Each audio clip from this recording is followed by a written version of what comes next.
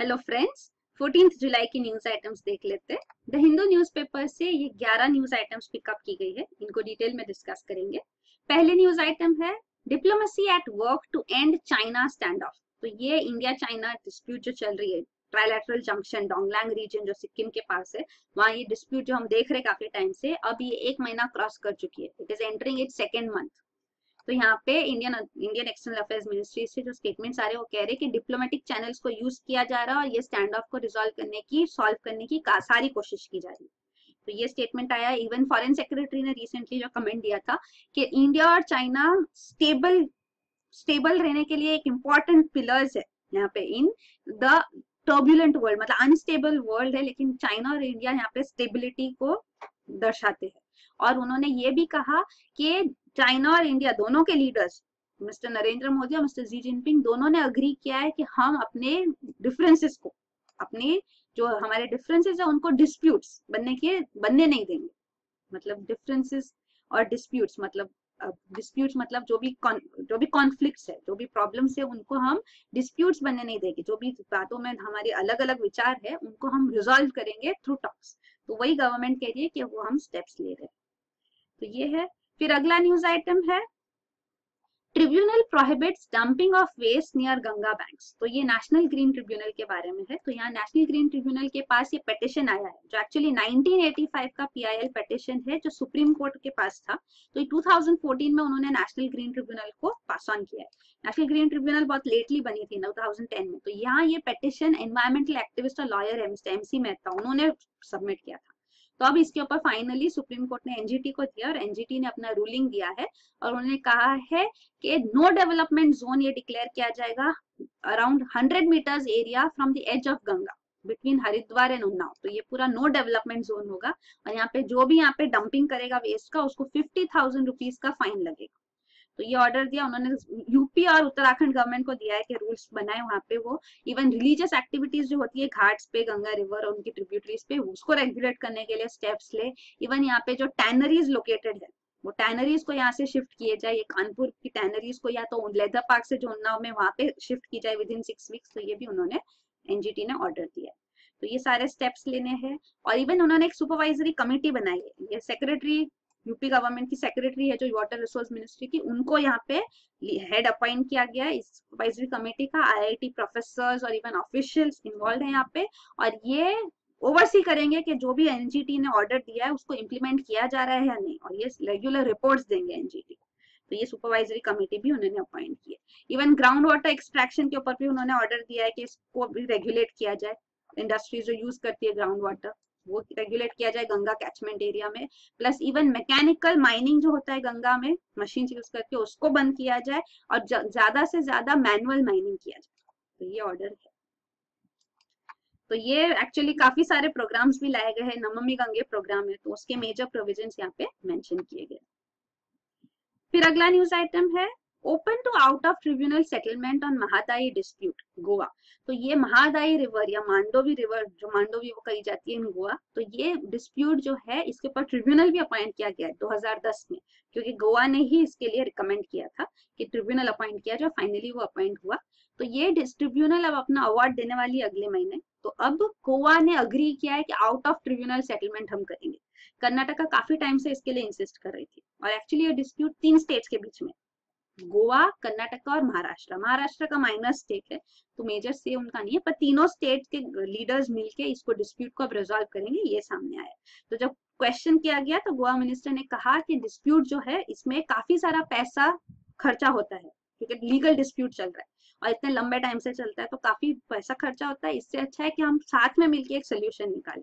तो इसीलिए अब वो ये स्टेप ले रहे, ऐसे गोवा गवर्नमेंट ने कहा। और ये पूरा जो डिस्प्यूट है उसका जेनेसिस ये था कि कर्नाटका गवर्नमेंट ने अनाउंस किया था कि वो ये खलसा बंदूरा डैम्स डेवलप करेंगे। 7 डैम्स का प्रोजेक्ट था, 7 डैम्स वो कंस्ट्रक्ट करेंगे ऑन महादाई रिवर, क्योंकि उनकी जो मलप्रभा रिवर बेसिन है वहां पे डेफिशिएंसी है। तो इसको लिंक करके वहां पे 2 महादाई और मलप्रभा रिवर लिंक करके वो यहाँ पे डैम्स कंस्ट्रक्ट करना चाहते थे बेसिन लिंक करने के लिए।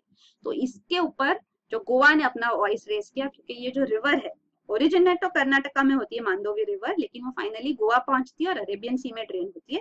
और इसमें से सिर्फ 28.8 किलोमीटर गोवा में, 81.2 किलोमीटर ये रिवर की सॉरी कर्नाटका में 28.8 किलोमीटर, 81.2 किलोमीटर गोवा में। तो ये गोवा कहती है हमारे लिए मेजर रिवर है, कर्नाटका के पास तो और भी रिवर्स है और सोर्स ऑफ वाटर, तो इसीलिए वो ये डैम कंस्ट्रक्शन को प्रोटेस्ट कर रहे थे और ट्रिब्यूनल एस्टेब्लिश किया गया। तो ट्रिब्यूनल भी अवार्ड देगा अब, और ये कह रहे हैं कि हम आउट ऑफ ट्रिब्यूनल सेटलमेंट भी करेंगे। तो ये पूरा न्यूज है। ये रहा महादाई रिवर यहाँ पे कर्नाटक, और ये मलप्रभा रिवर जो यहाँ बेसिन को इससे कनेक्ट करने के लिए स्टेप्स लिए जा रहे हैं। तो ये है पूरा जेनेसिस। 2/3 रिवर वो ये गोवा से फ्लो होती है। ये कलसा बंदूरी डैम्स जो है ये ट्रिब्यूटरीज है महादाई की, और मलप्रभा जो है वो कृष्णा रिवर की ट्रिब्यूटरी है। तो ये है वो ये ट्रिब्यूनल 2010 में एस्टैब्लिश हुआ। फिर अगला न्यूज आइटम है Tamil Nadu can claim only 132 TMCFT water. तो ये जो कावेरी वाटर डिस्प्यूट है, 3 दिन से हियरिंग चल रही है, आप 3rd डे की हियरिंग का ये न्यूज है। तो ये कावेरी वाटर डिस्प्यूट पे कर्नाटका अभी कंटिन्यू कर रही है अपना आर्ग्यूमेंट, और वो कह रही है कि 192 TMCFT जो कर्नाटका को बोला जा रहा है कि तमिलनाडु को रिलीज करो, तो सुप्रीम कोर्ट कह रहे हैं इसको कम करो, इसको 132 TMCFT करो, क्योंकि कर्नाटका में ज्यादा ड्रॉट प्रोन रीजन है।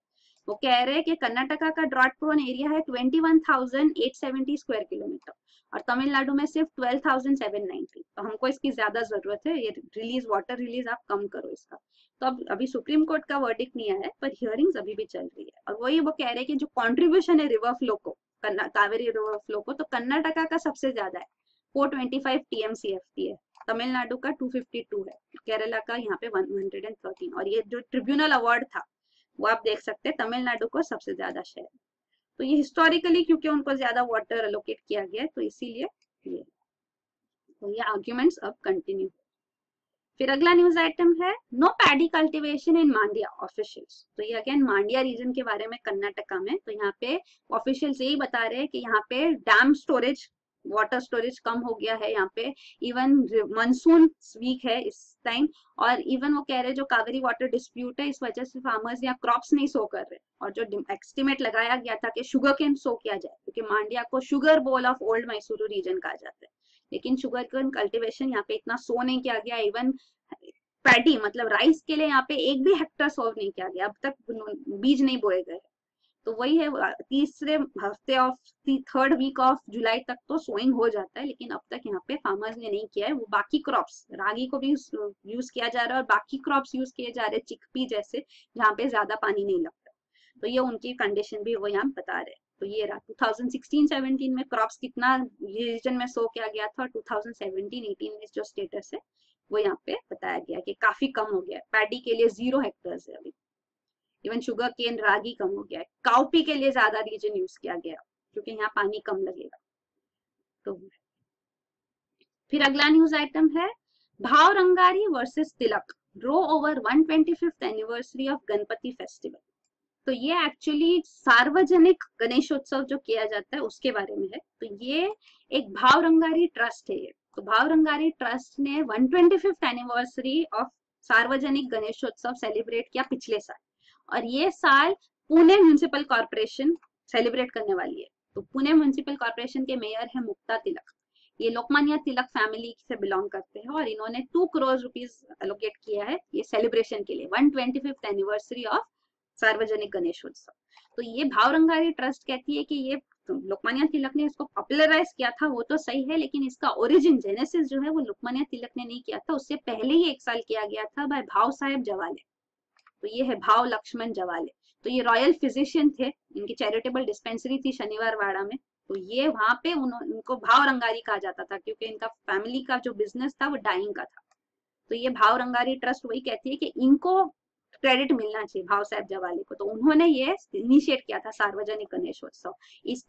इसका बारे में प्रेज भी किया गया, इसकी प्रशंसा की गई बाय लोकमान्य तिलक इन इस केसरी न्यूज़पेपर। तो उसमें उन्होंने इसको प्रमोट किया, इसके बारे में लिखा, और फिर अगले साल से उन्होंने भी 1894 से उन्होंने भी सार्वजनिक गणेशोत्सव फेस्टिवल इनिशिएट किया। तो ऑफकोर्स पॉपुलराइज ये लोकमान्य तिलक की वजह से ही हुआ है, पर ये चाहते हैं, भाव रंगारी ट्रस्ट चाहती है इनको क्रेडिट मिले भाव साहब जवाले को। तो ये पूरा डिस्प्यूट इस बारे में कि 125th एनिवर्सरी कब सेलिब्रेट किया जाए। फिर अगला न्यूज आइटम है now e visa facility for Uganda. तो ये ई वीजा मतलब इलेक्ट्रॉनिक वीजा। तो ये इलेक्ट्रॉनिक वीजा फैसिलिटी हमने काफी सारी कंट्रीज को दी है, 162 कंट्रीज को ये दी गई है।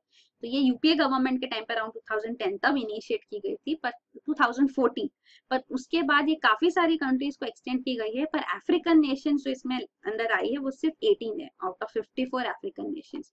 तो काफी सारी अफ्रीकन नेशंस को नई ई वीजा फैसिलिटी एक्सटेंड किया गया है, क्योंकि इंटेलिजेंस एजेंसीज इनके अगेंस्ट एडवर्स रिपोर्ट्स दे रहे हैं कि इनको नहीं इंक्लूड करना चाहिए। रीजन ये है कि काफी सारे मुंबई बेस्ड अंडरवर्ल्ड डॉन्स है, जो गैंगस्टर्स है, वो यहाँ पे युगांडा में कंपाला इनका कैपिटल है, वहां पे ये लोकेटेड है। लेकिन गवर्नमेंट चाहती है कि यहाँ ई वीजा फैसिलिटी एक्सटेंड की जाए, क्योंकि यहाँ पे 30,000 इंडियन कम्युनिटीज रहते हैं, मोस्टली गुजरातीज, और इवन हमारा इनके साथ ट्रेड और बिजनेस रिलेशंस भी स्ट्रांग है। तो इसीलिए ये ई वीजा फैसिलिटी इनको एक्सटेंड की जाए, ये गवर्नमेंट चाहती है। ई वीजा होता क्या है? इलेक्ट्रॉनिक वीजा, मतलब ऑनलाइन आपको वीजा मिल जाएगा, तो प्री ऑथराइजेशन होता है, मतलब आपको इस ई वीजा फैसिलिटी अगर मिल गया तो आप 9 डेजिग्नेटेड एयरपोर्ट्स जो है इंडिया के वहां पे, और 3 सी पोर्ट्स है वहां पे, आप 60 डेज स्टे के लिए आ सकते हैं। तो ये ई वीजा के लिए आपको ना इंडियन मिशन को विजिट करना होगा जहाँ पे जिस कंट्री में आपको, ना आपको बायोमेट्रिक सबमिट करना होगा, सिर्फ अपने स्कैन डॉक्यूमेंट्स ऑनलाइन अपलोड करो एटलीस्ट 4 डेज इन एडवांस, और आपको ये वीजा मिल जाएगा। तो ये ई वीजा फैसिलिटी है। फिर जब आप इंडियन इमिग्रेशन पे आओगे, इंडिया में विजिट करोगे, इंडियन इमिग्रेशन आपके डॉक्यूमेंट्स चेक करेंगे। तो ये ई वीजा फैसिलिटी के बारे में। और इवन युगांडा के साथ हमारे रिलेशंस काफी स्ट्रांग है। जैसे मार्च में जब युगांडा पीएम आए थे, तो उन्होंने ऑटोमोबाइल फार्मास्यूटिकल फर्म्स के लिए $100 मिलियन इन्वेस्टमेंट प्लेज किया था। इवन फरवरी में vice president mister Hamid Ansari ने युगांडा को विजिट किया, तो हमने एमओयू साइन किए थे। इवन एनर्जी सेक्टर में, स्पेस रिसर्च में, और इवन एटॉमिक एनर्जी में, तो प्रोमिनेंट सेक्टर्स में हम कॉपरेशन करते हैं, तो इसीलिए हमारे रिलेशंस अच्छे। तो ये डिमांड है कि युगांडा को दिया जाए।